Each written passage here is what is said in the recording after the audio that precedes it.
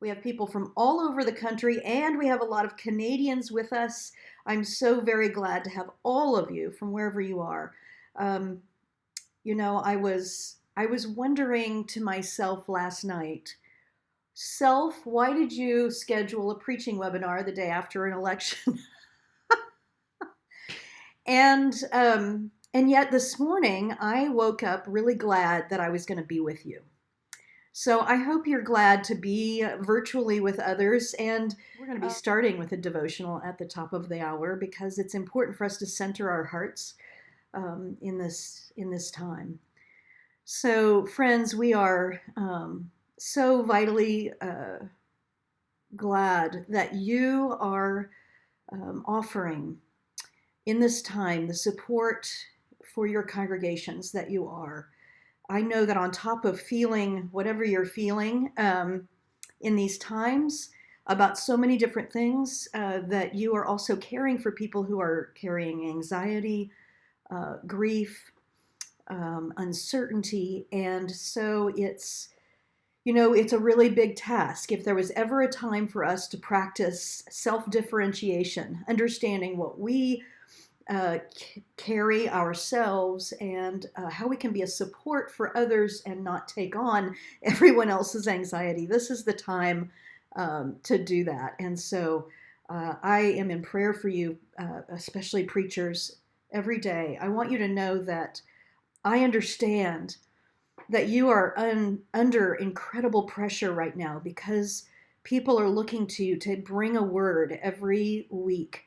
And that is the expectation, that you bring a word. And sometimes that word that you bring is really difficult to bring. It's hard to know how to preach the gospel in these times, and also have that be something that will touch your folks in a way that that helps them to find their connection with the holy living God, their connection as disciples of Jesus. It's a huge task. And so I see you. I pray for you all the time. And here's what I want to say at the top of the hour. I want to say to you that there's a lot of uncertainty, but here's what I know for certain. And this you can rest assured, and if you need to hang on to something that is certain, and that is that those of you who are doing the I Believe Even When series for Advent Christmas, you're going to find out in this webinar that you have absolutely everything you need to bring a powerful word. In fact, you have more than you need, and it will simply be your job to figure out what structure that your message will have and what fodder you will use, but you have everything you need. This series will practically preach itself. And so I want you to know that for certain. I am absolutely sure. And going back over the sermon materials that I created a couple of months ago now, and revisiting some of the sermon illustration ideas, I just am very excited for you because I think that it's going to be a joy, and it's going to be inspirational. It's going to fill you, preachers. It's going to fill you to engage with this material. So let's get going. I'm so glad that those of you are who are putting in the chat how you're feeling and encouraging one another. So thank you. I want to start with a devotion, and this morning I'm going to share with you as that devotion a piece of Mark Miller's that we have suggested for this Advent Christmas series as the last song in the series, which would be the Sunday after Christmas. And it seemed to be especially appropriate today. You know, there are two things I think that I woke up on my mind, and that is that in this moment we can sort of tap into what it means to wait, right? What it means to wait. And that is something that Advent is all about, waiting. And so, preachers, I want to encourage you in this moment, in these next couple of days, journal about what it feels like to wait, because that in itself will be sermon fodder for you. Advent is about, that part of the theological thrust is about waiting. However, it's not waiting without hope, right? It's not waiting without the resources of our faith, hope, love, joy, peace, and expectation, right? We expect, that is part of our theology, we expect that no matter what, we will move on in the light of God's love, and we will do what we need to do. So the second thing that I know for sure, besides waiting in this moment, is that theological principle that God has work for us to do.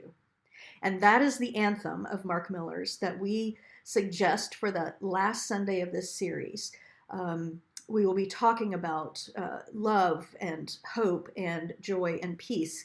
And we will be celebrating the incarnate nature of our faith on Christmas Eve. And then that Sunday after, we'll be calling us forward into a new year of work that God has for us. And so this beautiful anthem we're going to listen to this morning, and it's about 4.5 minutes, and I invite you, I know a lot of people multitask during webinars, it's what we do these days, right? But I'm going to invite you to just settle in, listen to these words until the jails are empty, until all bellies are full, until justice prevails. We have work to do. God has work for us to do. And so let this be our prayer this morning. Let it be a 4.5 minute just settling in and remembering what we are called to do and be. All right.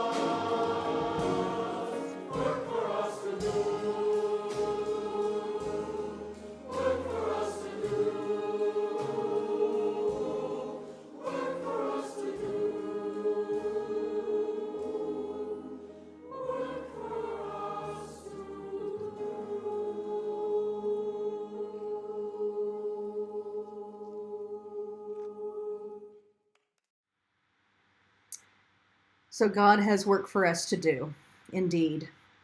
Friends, one of the lines in that song, and if your choir is going to be doing that song, every line is powerful, but one of the powerful lines is singing though we fear. That we sing in the midst of fear. We don't wait to sing until all is well. But what we know from our faith ancestors is that the Psalms, the songbook of the Hebrew people, included psalms of lament, songs of lament, songs of power.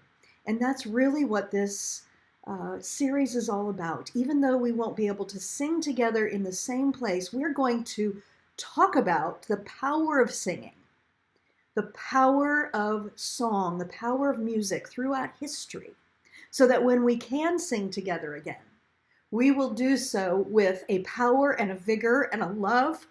Can you imagine?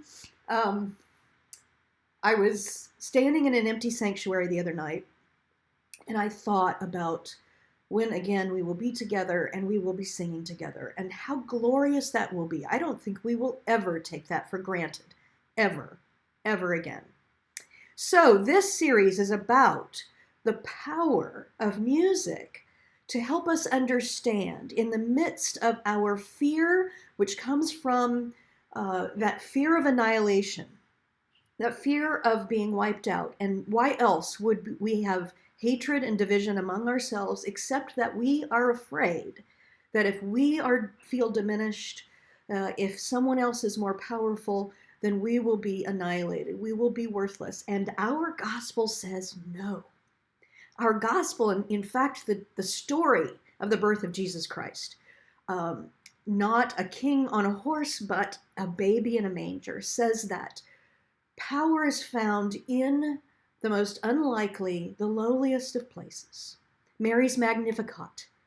In it, she sings with a fervor that says, I am a lowly servant, and yet God has blessed all of creation with this thing that is going to happen. So, my friends, this is the power of our story. We're going to remember the power of our story, and we're going to have some amazing sermon illustrations to help us do that. So, here's what we're going to be looking at today. So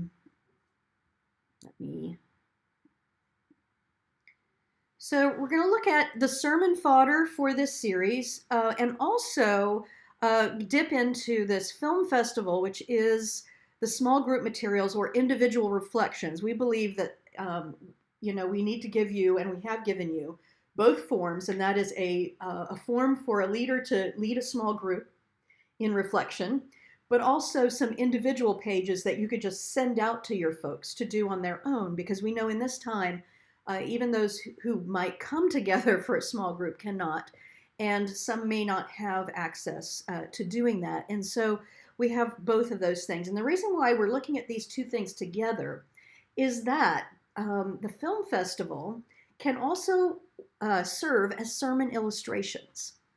So we're going to take a look at these things, and let me go first to our series in the Worship Design Studio. And let's take a look at the scriptures and synopses. This overview and the scriptures and synopses are a really important documents to look at first to situate yourself. So if you haven't really studied that, that's going to give you an overall sense. But this main message that the history of humanity is fraught with pain, well, hello. Especially the pain that comes accompanied by fear and leads to oppression and violence of one people against another. This is the world into which Jesus was born and through which his teachings would challenge and call for transformation.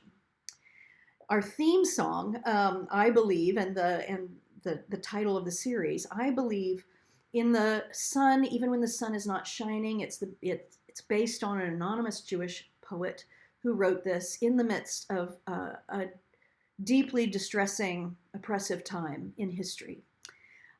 It calls us to examine our penchant for annihilating fear by annihilating each other, as if that will help. The power of narrative and music will call us to a different response. Transformation and reconciliation through hope, love, joy, and peace. This Advent and Christmas, let us fill the night with music and light and affirm and act on the reasons why we can still believe even when, ... even when, fill in the blank of the circumstances. We can believe that God is with us even when we are discouraged. So hope, love, joy, and peace. I always get this question from people. Some people have a tradition of those in a different order.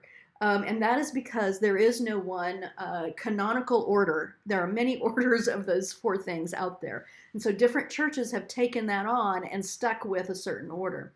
I believe, speaking of the title of this series, that actually these four services in this series stand alone so much that you could switch them around that order if it's really super important to you, that you leave your order the same and it's different from the one I have used.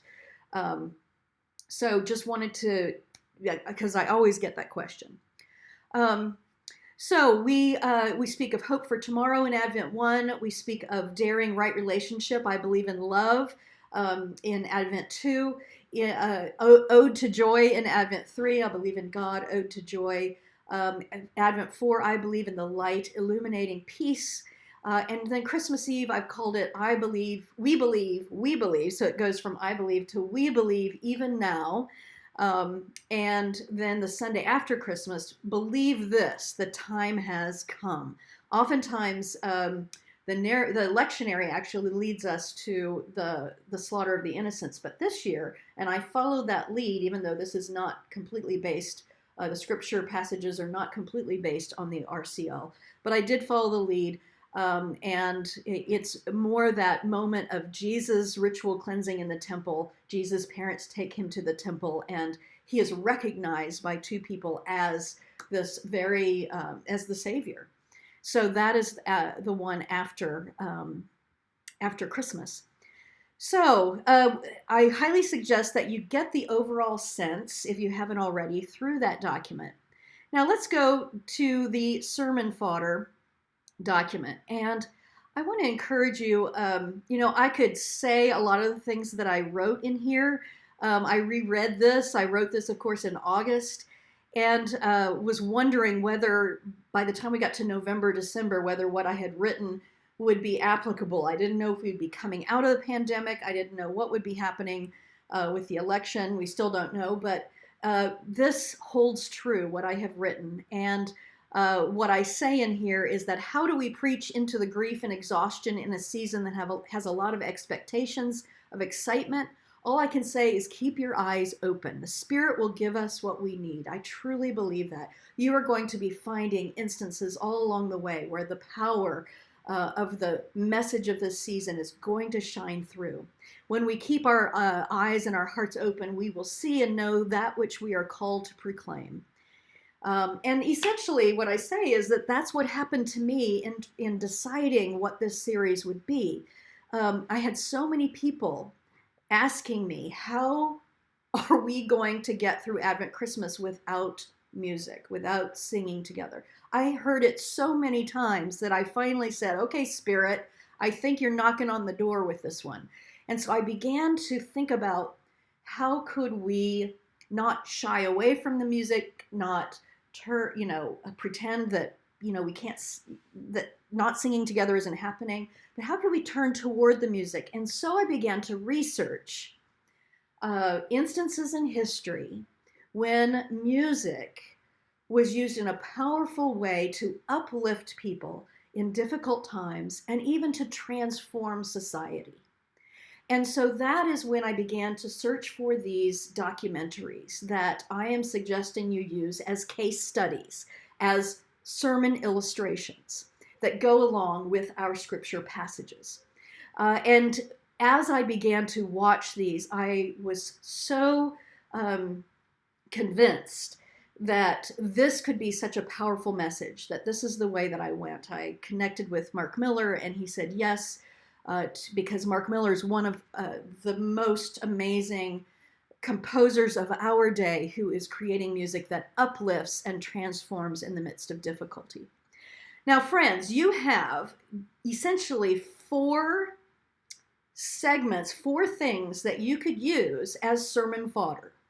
It's going to be your choice to create a structure that works for you. I don't think, without doing like 25, 30-minute sermons, I don't think you can do all 4 of these in your sermon, but you can certainly do 3, and 3 is such a great number, right? So Trinitarian. So I use Isaiah every week. I did pull some from the Revised Common Lectionary, but Isaiah is writing in a time of exile. We have been exiled from each other. We have been, in a sense, isolated from our sanctuary homes, right? So there are some really appropriate, and Isaiah, of course, is often used in the Advent lectionaries because it points to that child will be born. It points to the prophecy. And so looking at it, I thought, oh, this also stands on its own, not just as pointing towards the Christian narrative, but it also stands on its own as words to people that people need to hear right now. Comfort, comfort my people Israel, right? That comforting Isaiah, or that encouraging Isaiah. And so we're looking at a lot of from the latter half of the Isaiah. The Gospels. So what I did here is I chose the Genesis story, the chapter 1 of each of the Gospels. So you're going to be going through each 4 of the Gospels in the 4 Advent Sundays. And I did this because this is the beginning of the liturgical year, right? And each one of these Gospel writers tells the birth narrative or the origin narrative, because we start with Mark and Mark doesn't even talk about the birth, but the origins of our faith from a different perspective. And friends, one of the things that we can really highlight in this series is that we come from different perspectives. We are going to see the story differently, and that is so very stark right now in what we're seeing within Christianity especially, is that we have so many different ways that we come to the story. And I know that that's true in your congregation, some of you more than others. But understanding that that's the way humans operate, is that there's no true one, completely one, a common perspective. We all come from different perspectives. And these gospel writers do that same thing. And it depends on what our purposes are.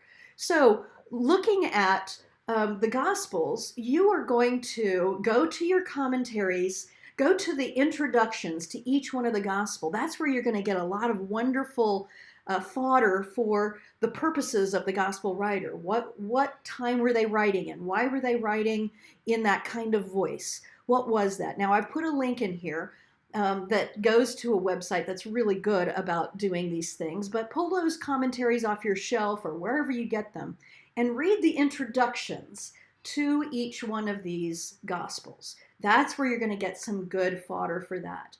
And then in this sermon fodder, I allude to the different purposes of each one as well.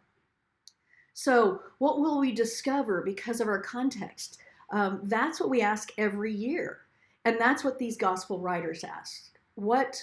How do we see the Jesus story because of the context? You know, you think about Mark. Mark is writing after the destruction of the temple, and it feels like all hell is broken loose, literally.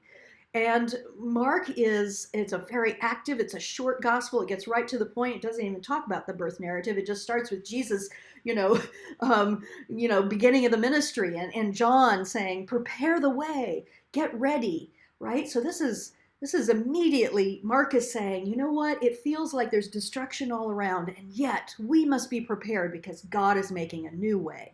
God will make a new way, and that'll preach, my friends. So I did put Mark first because that was the first one that was written, right? So I didn't put them in the synoptic order. I put them in the order, it started with Mark because he wrote first. So that's besides the Isaiah, the Gospels are another section of what you could focus on. Now, the documentary films that we're going to go through today, I'm going to give you a little taste of each one because I'm guessing that many of you have not taken the time yet to watch them, but I want to highly recommend that you do that because it's going to excite you for the season.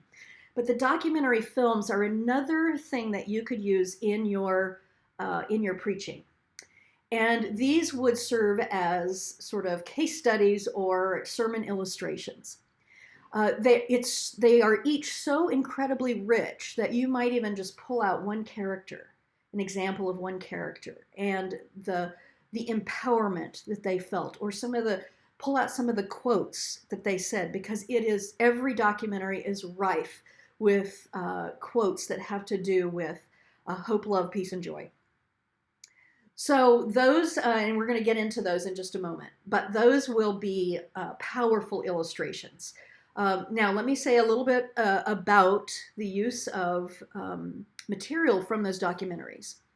In the sermon fodder document, I do say that I would upload the trailers of those for you to use in your online pre-recorded or in-person live streamed worship.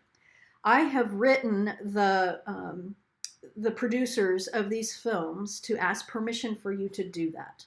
Now, you will find all over the internet that the use of movie trailers, like using that in your worship, there's all kinds of differing opinions about whether or not that's kosher. And many say it's under the fair use law, which if you go through, and I've got a link that I will give you to someone who explains all of that, you could argue that that's fair use law, and you could argue that you're encouraging your folks to go and watch it, which will require a couple of dollars to watch them in those links. But I have not heard back from them all, and so that's why I have not yet uploaded those trailers. I will keep you informed. We've got a few weeks here before we get to it, but you are trained to be storytellers. And so I am convinced that whether you decide to risk that or not, you will be able to powerfully tell stories that you pull from having watched these documentary films and encourage your folks to watch them afterwards. So these are incredible films, and I am going to show you the trailers in just a moment. And so this will be kind of a case study to see what YouTube does with when I upload this video for people to watch. So that's another piece that you could do in your sermon.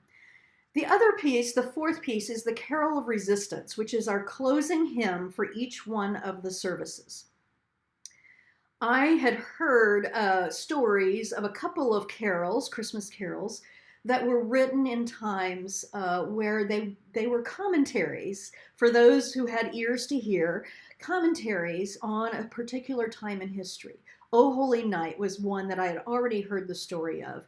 That, the line, the slave is our brother, right? Well, I always had felt uncomfortable about that until I heard the story about it, and that was written by a Unitarian minister in response to slavery, right? So radical to actually say that. So when you tell that story before you sing that song on Christmas Eve, it gives it a context where we understand why that line is in there, why we would even say the word slave or acknowledge slavery. And so I knew there was that one, but I thought, there's probably a lot more carols that were written in time periods of difficulty. And so I went searching for that. So in each one of, let me just go to, let's take a look at week 1 as an example. In the script, this is where you will find the story, is in the final hymn. Here we go. We're getting to the final hymn. Here we go. Carol of Resistance. I Heard the Bells on Christmas Day is the first one. And I always do a little introduction to the carol where I tell the story about that carol. So this one, Henry Wadsworth Longfellow wrote this poem at Harvard on Christmas Day in 1863 during the heart of the Civil War. His wife had died tragically in a fire, and he had just found out that his son had been injured as a soldier for the Union. So the Civil War is going on. He's got incredible tragedy in his life. A loved one had died. He heard the sound of bells.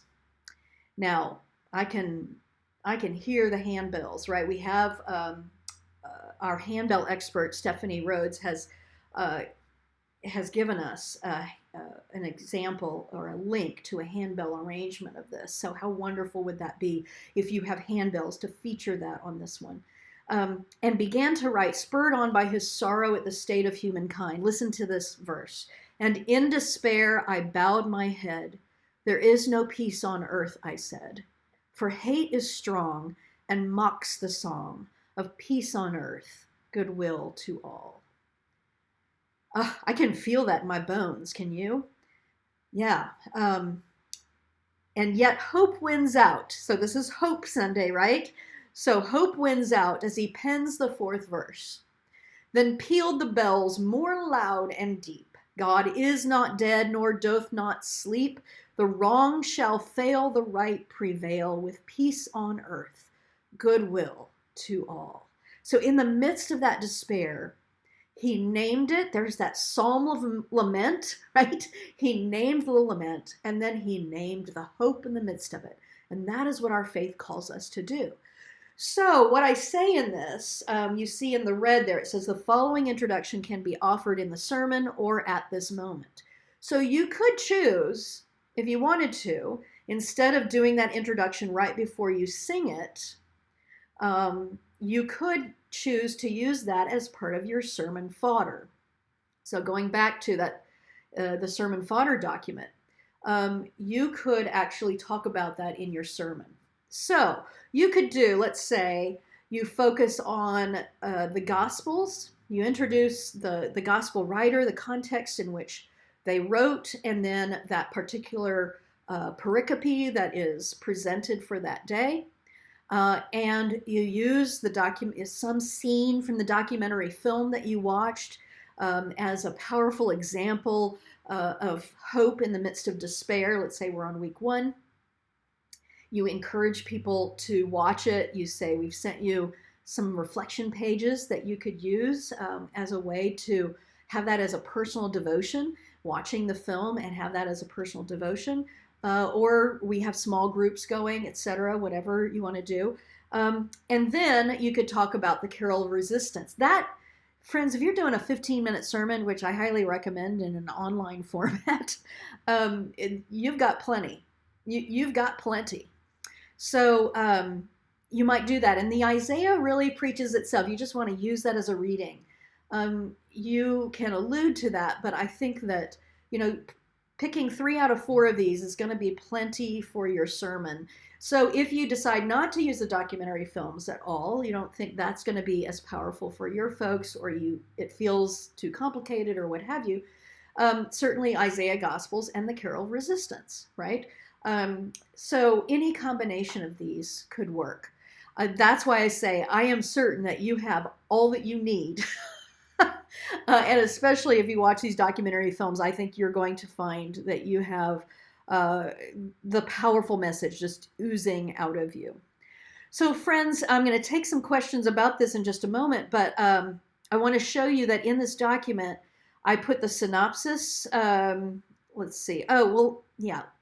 Let me just say this before I get to this. A note about the metaphor of dark and light. So because our anchor image is that those luminaries, and we're talking about filling the night with music and light, right? We use that metaphor of light in the darkness a lot. Even our logo, if you're following my example, you're using a darkened, empty sanctuary with some lights in it. As that metaphor of light shining, even in those empty places that have very little light right now because we're not in them. One of the things I want you to read this in this sermon fodder document, because we have a history of pitting darkness and light, and that is biblical. It's historical. It's happened for a long time, and people still do it. But we also need to be mindful that sometimes when we do that, often when we do that, we say that dark is bad and light is good. And that has oozed its way into the racism of our society as well. So the power of metaphors, the power of symbol, we have to keep that in mind. And so throughout this series, whenever I talked about light, I tried to, or darkness, I tried to use it as an adjective about a specific noun. So I have an example, the place without light, or when our view is obscured. That's also one of the ways that sometimes we pit blindness as a negative thing. So I just want to make you aware of this, and it's a really important piece of what we should be mindful of in our language. All right, but I have modeled how to do that differently all throughout the language of this series. All right, so in each one of these, I have the synopsis. I have a link. These links actually lead to Bible Gateway. I use the Common English Bible throughout this series, but of course you can use whatever translation that you want to. And then I do some of that connecting for you. What was I thinking when I chose these scriptures? What was I thinking when I chose this documentary? And so you should be able to get that connection. If you're not sure what those connections are, read this document. Pull it out every week as you're preparing, and just I give you some fodder. I even tell you parts of the film that I see connecting, and so you should have what you need to make your own connections as well. So the links to the films are there. Some descriptions of them. You will find lots of ways to talk about the film. You can lift some of that language out of there. I have links to the trailers. You just click on that and it takes you to the trailer, and then a link to where you can actually watch the full thing. Now let me say something about the fact that most of these are found on Amazon Prime Video for $1.99 or $2.99, for very little if you are a Prime member. You can actually have your folks sign up, or you can sign up for a free 30-day trial with Amazon Prime. And you can get to all of what anybody who is a full subscribing member can get to. And so that is one way to help your folks, and you could talk them through it, get to those films if they can't otherwise. If they just, that's just going to be too much. That just blows the gasket of, the top off of the tech skills of your congregation. Then there is one of these films, the one for week 3, the film it's called Following the Ninth, and it's about Beethoven's Ninth Symphony, that I had no idea, but once you watch this, you're going to be blown away how that has featured in the liberation movements in many time periods in many cultures. And that is available on the director's YouTube channel in full.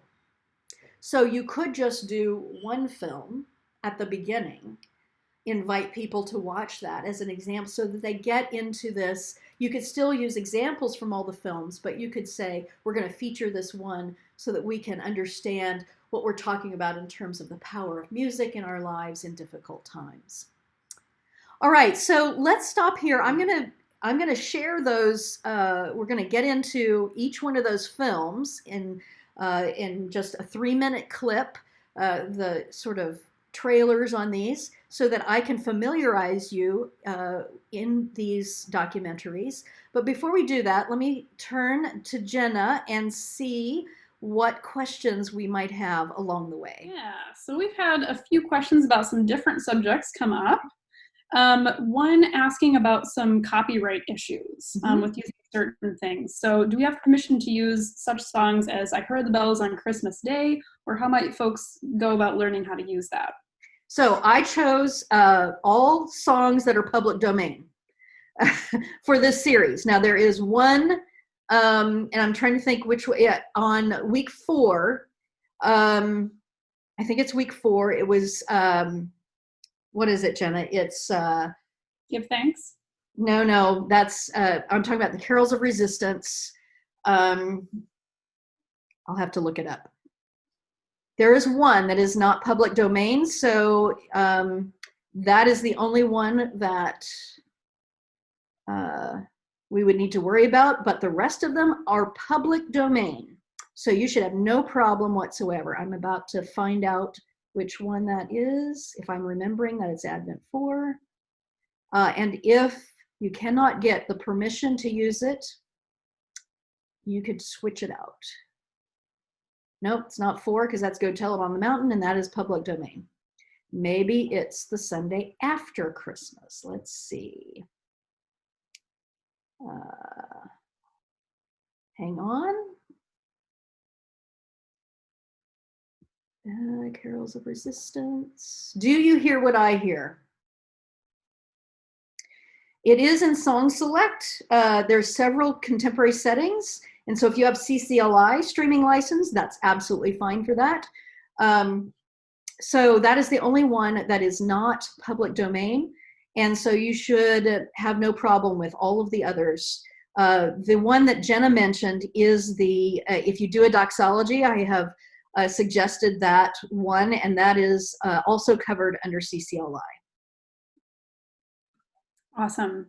Another question came up related to permission rights. I read somewhere that there are copyright issues with using the Common English Bible CEB translation in pre-recorded online worship. Is that still true? Oh, Lord have mercy. I have not heard that. I have not heard that. And if the Common English Bible translators want to come after you, I would just be, I'd have a conniption fit, as we say in Missouri. Really? So if someone gets I have not heard that, so I don't have a full answer for that. If someone else knows that definitively, please email me and I'll put that word out. And so like many other things, I think probably you're going to get different answers. And if you're worried about it, go with a different translation. All right, we have one more question that's related to the film festivals, just a general kind of idea. If you're doing the film festival and using those films as sermon illustrations, do you recommend a schedule which has most people watching the film the week before or the week after the related sermon is preached? So my idea was that it would be after. So you would preach, you would talk about the film, get people all excited about it, and then they would watch it, because they will then have the context of your sermon and the way that you have woven the theme into it as they watch the film. I mean, the film stands alone as powerful, but how much better if they have a context for that? So that would be my suggestion, but of course, if it works better the other way for you, I think that works as well. All right, that's all I see for right now. Great. Okay, so let's look at these films. I rewatched these trailers and I got so excited again because I remember the week in July, late July, when I was searching for all of these, and I watched a ton of documentaries, but I watched these, I just was blown away. Every night was another powerful experience. So, you know, if you really want to get distracted from what's going on right now, like binge watch these documentaries. You will, it will be amazing. So let's go to these and see what they are. All right, so week 1, the film is Defiant Requiem. And I chose this for week 1 because it is from the Holocaust, and it is about a community, a concentration camp in Terezin, and it is about there were many artists at that concentration camp, and one man in particular had taken a copy of Verdi's Requiem with him. And he found a piano in the basement, the cold basement of one of the buildings. And so after a long day of hard labor, prisoners would meet down in the basement with him, and they learned it by rote. They learned it by memory. He taught it to them from this one copy. And they actually held concerts there for the other prisoners. And you will find in this film that at one point, the Red Cross delegation came to visit because the Nazis were saying, oh, this is where we are keeping people safe, right? And the children have play sets and the people have music and da da da. Anyway, you know, a total sham. And the prisoners sing for that delegation, which of course included the Nazi officials. And so they were able to, in a language that their captors could not understand, Verdi's Requiem is in Latin, sing, "Oppressor, you will pay." Right? This empowering kind of thing. So it's the story of that, but it's also the story of recreating Verdi's Requiem in that place in modern day times, and survivors coming back and witnessing that, people who had actually sung in that moment. So it is just such a powerful. Let's just watch the trailer. Here we go.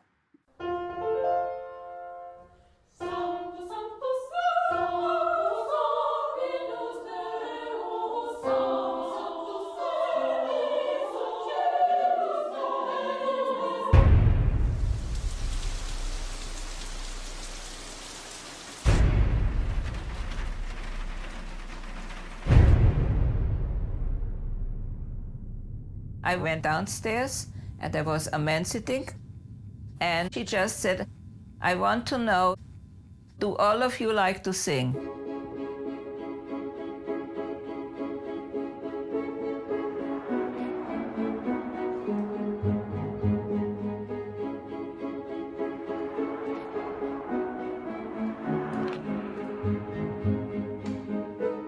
If people are robbed of freedom, they want to be creative, and they were. Verdi's music is powerful. It represents a threat. And it was a tremendous challenge to have the Germans right there in front of us and tell them to their face.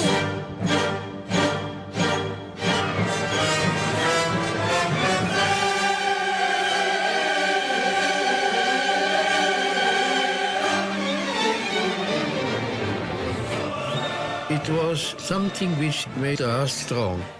It has given us a resistance against our fate.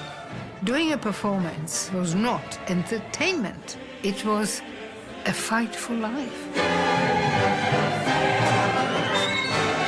This Verdi's Requiem put all of us into another world. This was not the world with the Nazis. This was our world.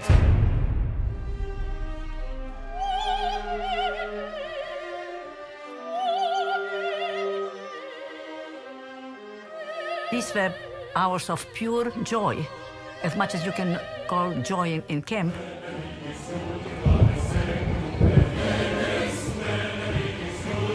Here they were, surrounded by man's worst, and these Jewish prisoners were determined to remind everyone of man's best.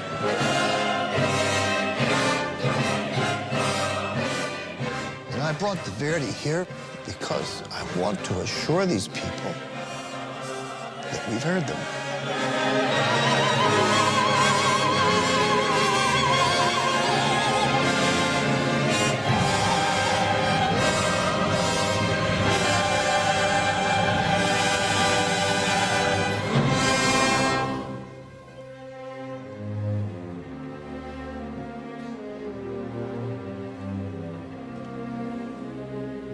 I don't think the soul has to be nourished by anything but by heavenly music. The soul doesn't need anything else.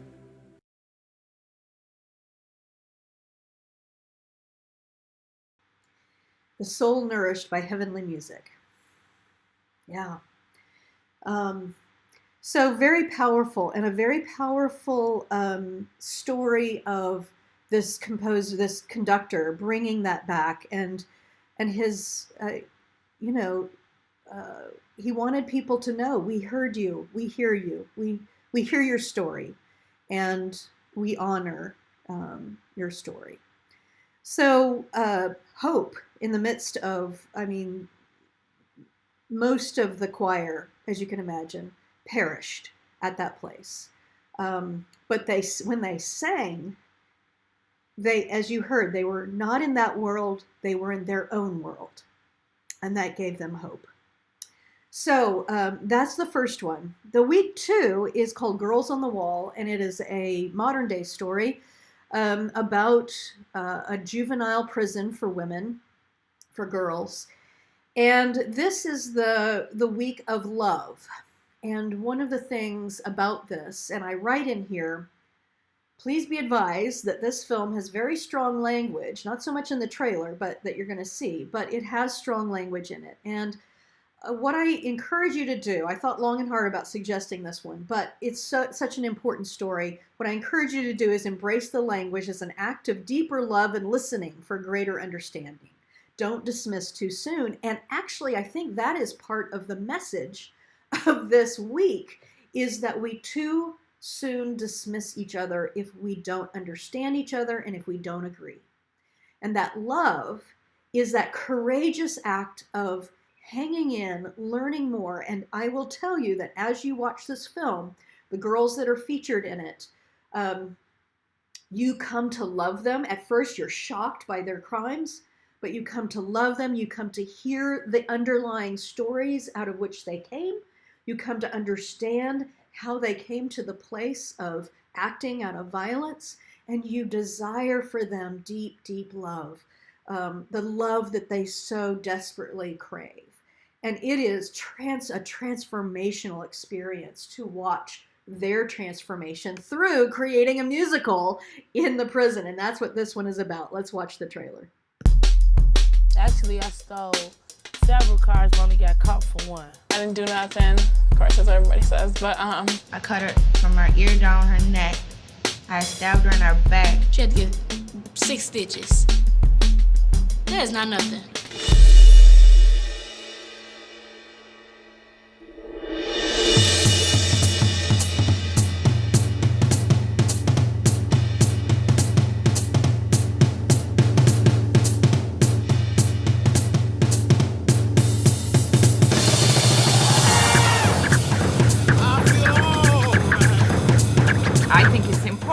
For you to tell your stories. That's a risk, isn't it? But it's important that we share the stories of how we've lived. I want to see my scar first. I had a fight with this girl. We got into an argument, and I was beating her up. So she cut me. I don't know. I'm the type of person I always gotta fight all the time. I gotta grow out of that. But they think everything's just supposed to be easy, and they don't know stuff that happens. my mom's a crackhead. My surroundings is basically what I'm worried about right now, because I don't want to go back to the ghetto or whatever. I've lived there my whole life. I know. Jim and Margie are the best thing that's happening to me right now. I'm gonna go live with them and live the life that I never got to live. But this new world that I'm gonna be in, it's gonna be so hard, because sometimes I feel out of place when I'm around a lot of white people. I'm real evil, and that's the truth. I had an anger problem. All right, I'm getting frustrated, for real.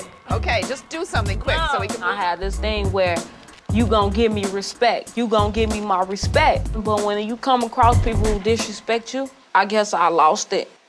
And now I'm here. Some kids leave here and die. Some kids leave here and be crackheads. Y'all not everybody just on this paper leaving and be successful. All right. I'm a little girl. You know what I'm saying? No, I still to this day, my family don't none of them know. You want me to act, don't you? I want you to act.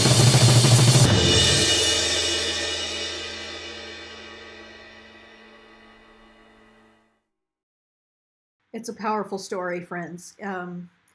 And it reminds us how important it is to work for a world where kids get to grow up with the love that they deserve. So that's week 2, love. And what I really enjoy about the design of this week is that we suggest Mark Miller's anthem, "Love Has Broken Down the Walls." And what you may not know, you may or may not know, is that anthem of Mark Miller's has found huge popularity by youth choirs, and it has been sung by youth choirs all over the country and outside of the country. And so it really, picking this film to go with that week has real power in many, many different ways. So that's week 2. Week 3, which is Joy, it's Mary's Magnificat. And so choosing this following the ninth, which is Ode to Joy, right? Beethoven's ninth was the obvious choice. This is the one that I said is on. You can see the film in its entirety on YouTube. So it is about how Beethoven's Ninth Symphony, an Ode to Joy, has been a powerful part of liberation movements. They cover 6 different places, 5 or 6 different places. And I have the trailer for this is actually quite long. It's like 7 minutes, 7.5 minutes. So what I've done here, and you're going to see just a 3.5 minute trailer. I've just shown you a little bit of the Tiananmen Square example. But know that throughout the film, they go beyond that story into other countries around the world where Beethoven's Ninth has played a pivotal role. So let's watch this one. The whole thing is a kind of creation story or an evolution story. I mean, the first thing is not a thing. It's a nothing.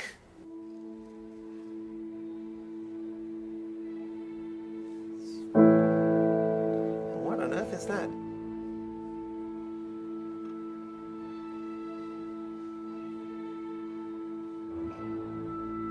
And then when it starts to move, the Spirit of God hovering over the waters, what you get is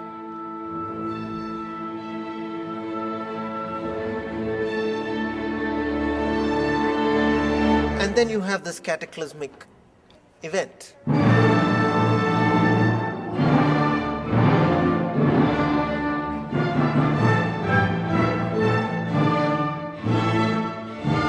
It's pure violence.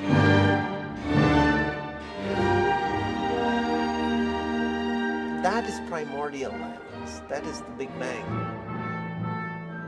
This peace enters your bloodstream and then changes who you are. The entire blueprint of everything, all the way from subatomic particles to galactic clusters, it's all here.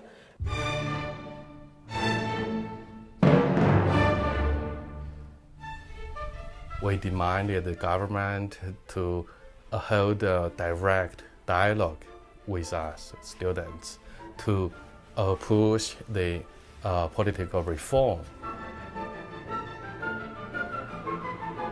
The government refused.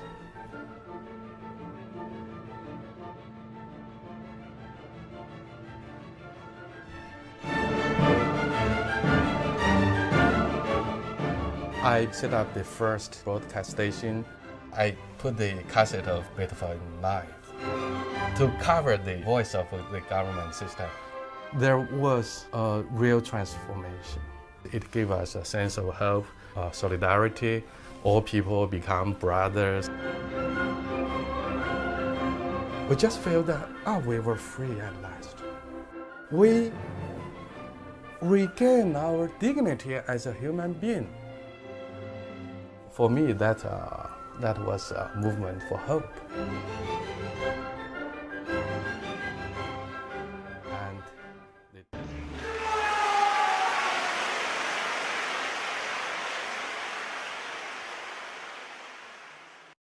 So in this film, Billy Bragg, who's a punk rocker in Britain, ended up writing words to the, of course, the tune that we have in our hymnals, da, da, da, da, da, da, writing words that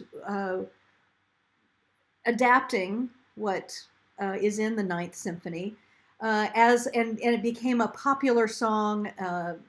And so I've put those lyrics in the service that you could use as that carol of resistance. And so, or you could talk about it in your sermon, of course, as I was saying. But again, a powerful film, and really the power of music to help uplift people in the midst of oppression and in the midst of protesting oppression. All right, so Week 4 is Sweet Honey in the Rock, Raise Your Voice. And this is a little different than some of the other documentaries. It is, but it's powerful in its own right, because Sweet Honey in the Rock is an ensemble of women who have been singing for decades.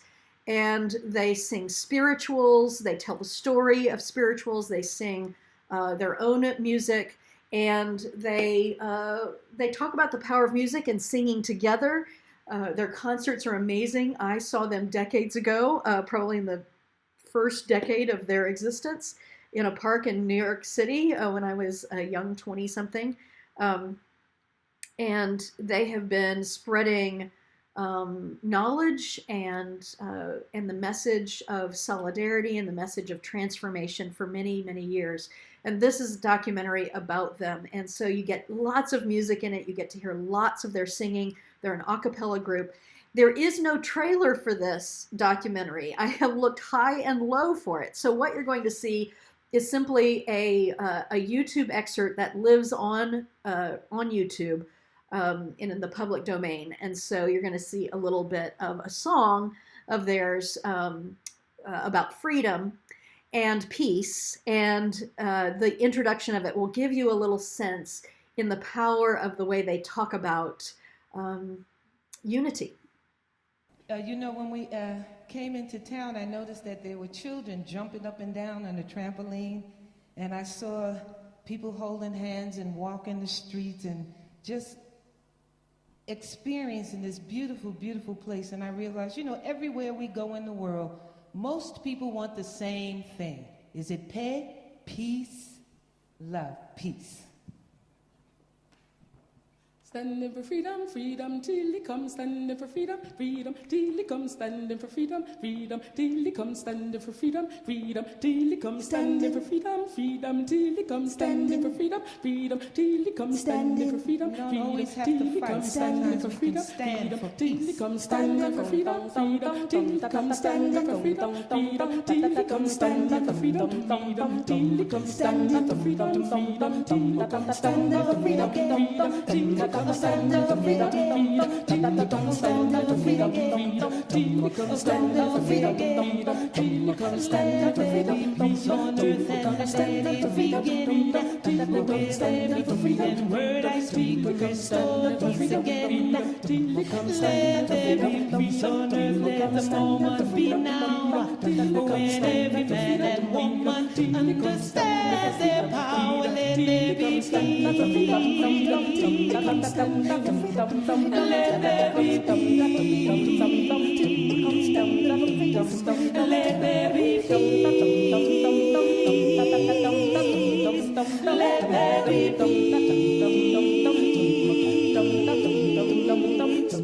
Let there be peace on earth, and let it extend to every border, near and far, restore peace again. Let there be peace on earth, and let this be the day when all humanity will raise their voices to say, let there be peace. Let there be peace. Let there be peace. Let there be peace.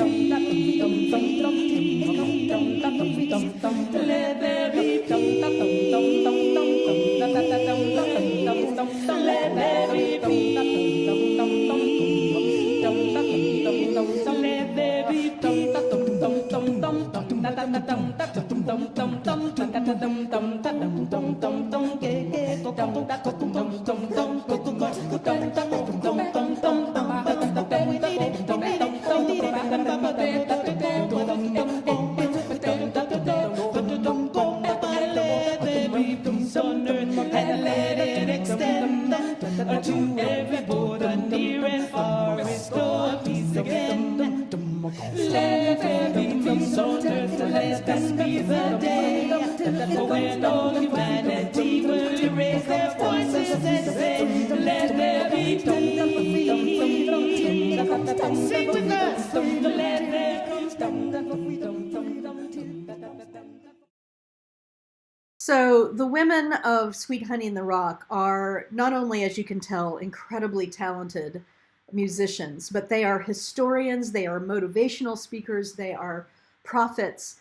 It is a powerful witness, and they talk about the history of spirituals and the role of music in uplifting a people and liberating a people, the civil rights movement, all the way through. So it's a powerful documentary of their work in the world, and yeah, it's a wonderful one for the peace, for the fourth week, the peace week, because it just reminds us that singing together and the way that they have worked for decades to travel all around the country, it shows them in places in the country where people are like, I don't know what I'm going to, but I'm going to go check it out, right? And how people are transformed by their message.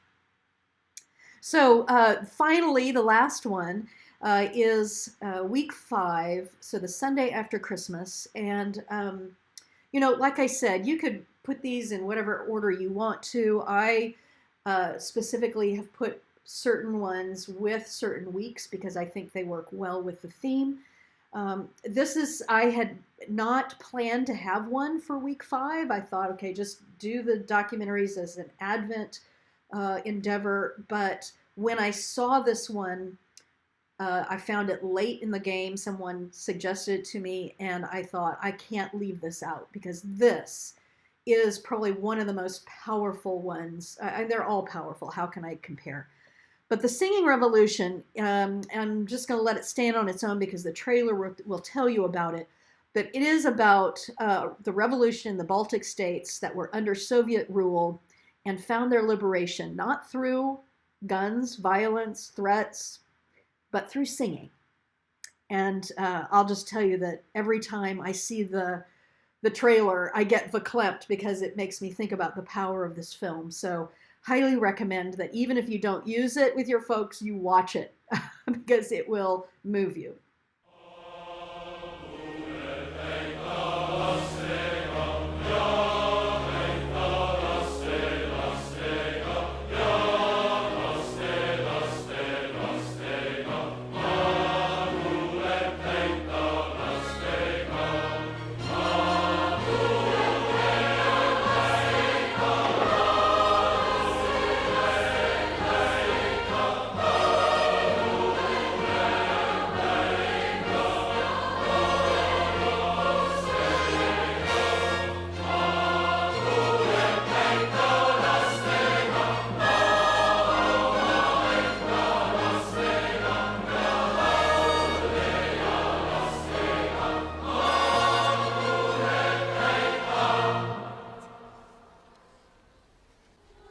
It was an extraordinary show of mass defiance in the Baltic region of the Soviet Union. Whenever you give free speech to people, then things get out of hand. This singing together, this was our power. If 20,000 people start to sing one song, then you just cannot shut them up. It's impossible.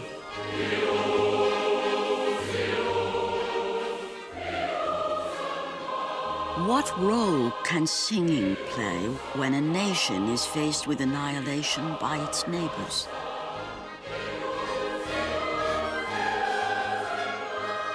Can culture hold a people together? The small country of Estonia has faced these questions.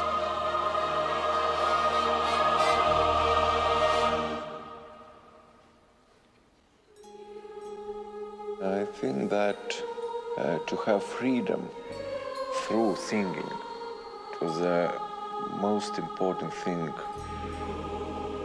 maybe in my life.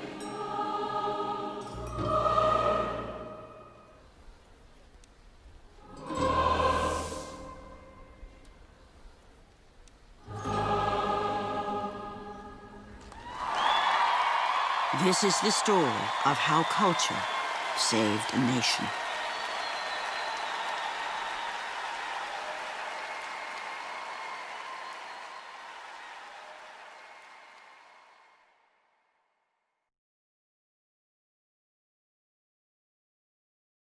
So again, friends, I'm tearing up because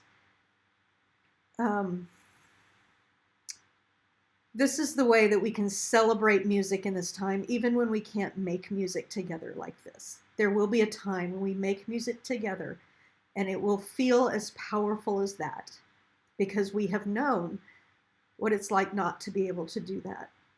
And we will remember the power of music. We will be buoyed up by the power that music has always played in the human family.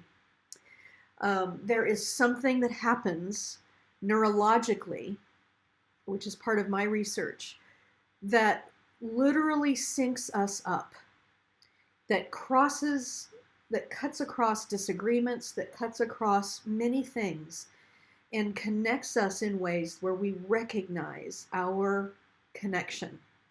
That connection that is there no matter what. And the beauty of music can remind us of the beauty of the world, even in the midst of difficult times. So I hope, if nothing else, that you binge watch these documentaries in preparation for getting ready for this Advent Christmas season, so that you can be buoyed up, motivated, encouraged by these films. So the one thing before we end, I'll come back and take a few questions, and then we'll end, is to make sure you know where these are all in your downloads, but film festivals for small groups or individuals. And we have different versions of it. So here's the small group version for adults. Here's the small group version for youth. Shelley Walters, Worship Design Studio Associate, helped put these together. And they're not hugely different. The questions, the reflection questions, are a little bit different, geared more to youth. We felt like these, even though these are difficult moments in history, that youth, this is part of learning about history, and that it was appropriate. It's not appropriate for small children. Obviously, these films are about very, very difficult and violent times. And so we've created a whole other film festival of holiday films for children. And I have a different recorded interview with Mark Burrows, who created that one in a separate lesson here. But we have adult version, youth version, and then we also have an individual reflection guide. So those you could send out to just folks if they want to just watch the film on their own. They don't need to discuss it with others, or they could use it, in a phone call with a friend. Just have people buddy up and talk about it. People will want to talk about these afterwards. You kind of have to process it and share with each other. So inside these, what we have are everything you need. Anybody could lead these. We have step-by-step, what you say, what you do. Of course, you're not watching these together. People would watch these individually before their small group meets on Zoom. And then we have everything that you could go, you light a candle, you can read the scriptures from Sunday if you'd like, or one of the scriptures. You can, there's a prayer there, and then an introduction, just to remind people about what the film was, and some discussion questions. And of course, you can follow these questions, or you can simply open it up for discussion, depending on the nature of your group. Some groups will not want these questions or need these questions, but some groups will, and it will give you some ideas. You don't have to do them all. You could pick one, and then we have a time of individual reflection, people taking a couple of minutes to reflect, and then there's a ritual at the end, filling out a statement. I believe something could be I believe in hope even when I feel discouraged, or whatever it is. People do that, and then you share each one and just share the statements. It's not a time to comment on them. It's just kind of a litany that you do in your small group.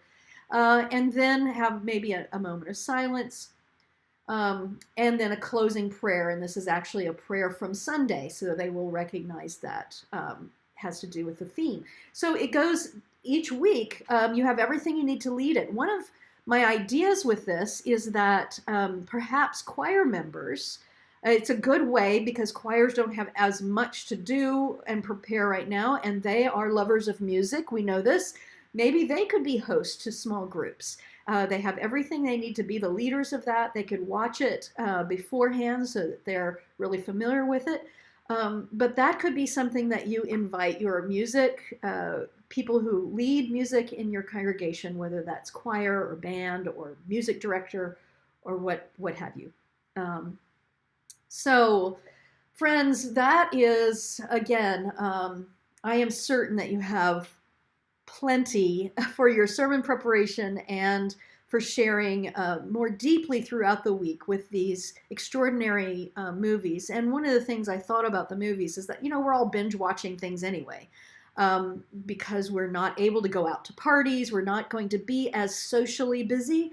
And so people might have more time than they would in a usual Advent Christmas season to actually watch these things. So Jenna, what questions do we have before we close?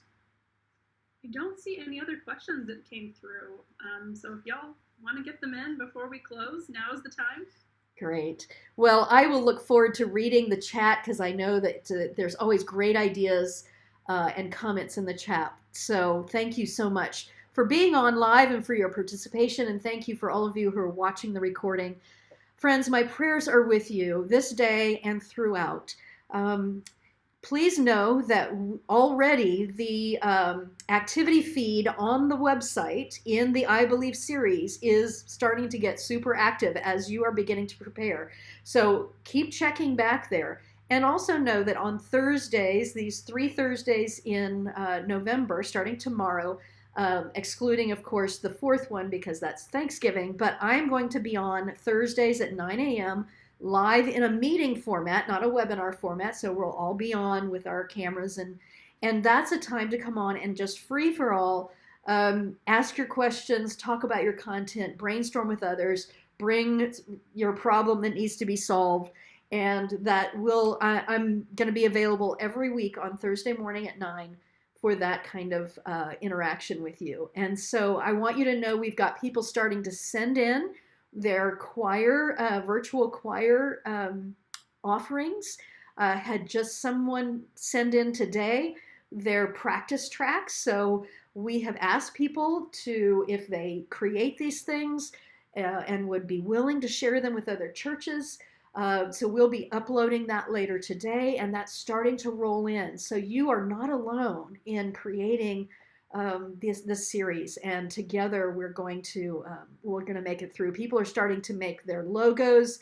We've got a couple of examples uploaded in that activity feed of people who've used the Canva logo of ours and put in their own pictures. So things are rocking and rolling, and wherever you need help, just ask for it, and somebody is sure to have some solution for you. So, friends, thank you so much for all you do.